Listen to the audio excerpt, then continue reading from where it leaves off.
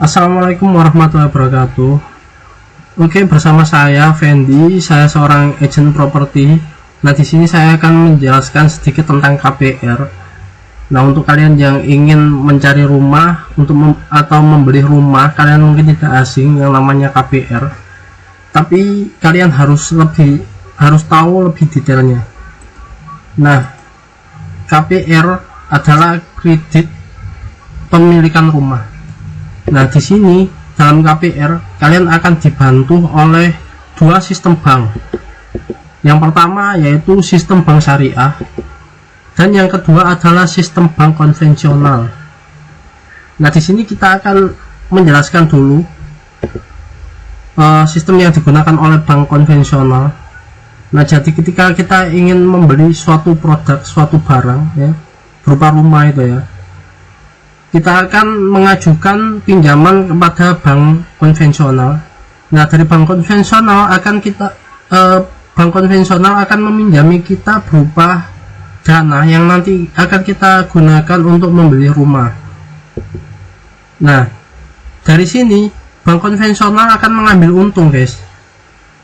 Nah, untung yang diambil oleh bank konvensional yaitu berupa bunga. Nah, bunga yang disediakan oleh bank konvensional itu ada dua.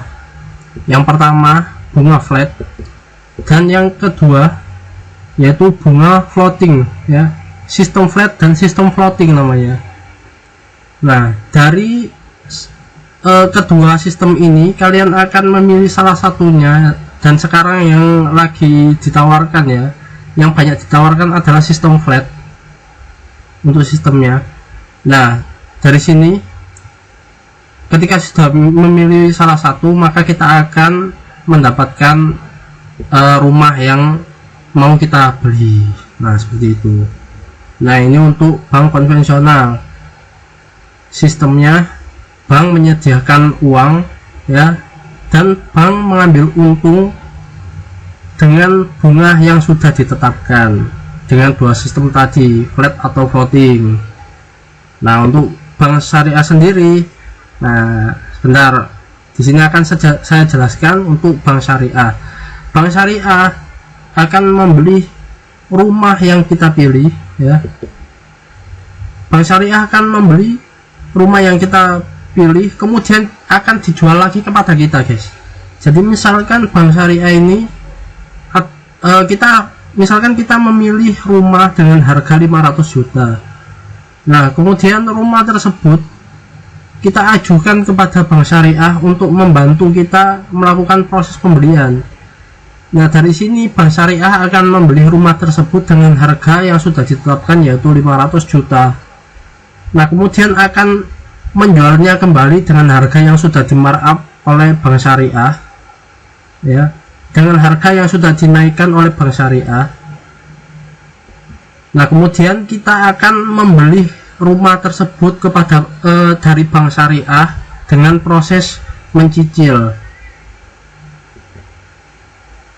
Nah, dari sini keuntungan yang didapat oleh bank syariah itu bukan berupa bunga, tapi dari hasil markup atau kenaikan harga yang sudah disediakan oleh bank syariah. Jadi harganya 500 juta, misalkan di markup menjadi 550 juta. Jadi keuntungan dari markup tersebut yang diterima oleh bank syariah. Nah, berikut saya akan menjelaskan lebih detailnya berupa tabel, guys. Ya, di sini saya sudah membuat tabel harga ya.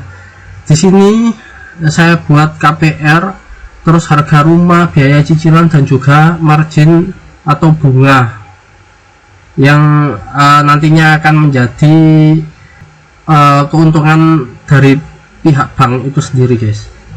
Nah, KPR sendiri di sini ada 3, guys ya. Dari apa yang kita bahas tadi ada 3, yaitu bank konvensional flat ya.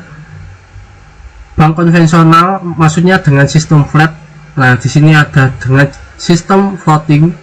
Kemudian ada juga bank syariah. Nah, untuk harga rumah kita buat sama semuanya yaitu 100 jutaan, guys. 100 juta.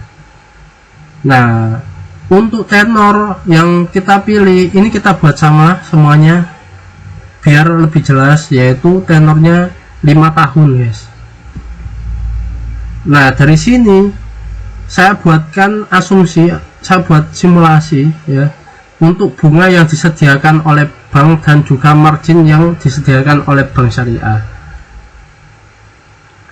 Nah kita mulai dari bank konvensional terlebih dahulu.